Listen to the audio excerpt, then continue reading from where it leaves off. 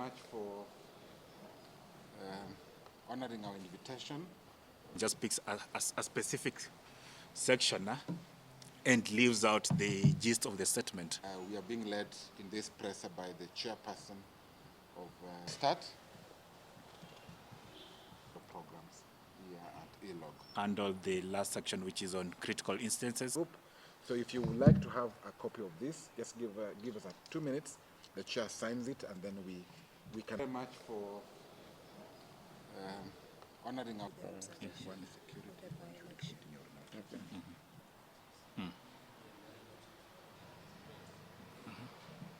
Very much for our report notes that there was vote buying and distribution of cash and materials incentives across the constituency.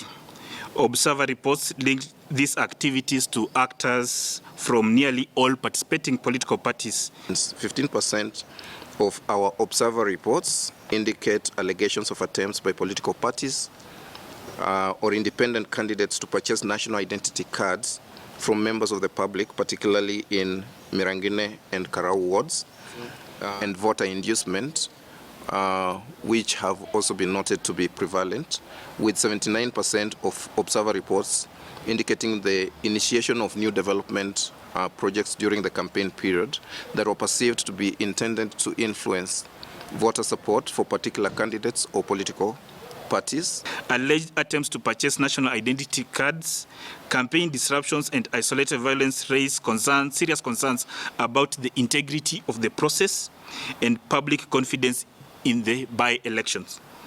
Given the above, ILOC considers the pre-election environment to be compromised.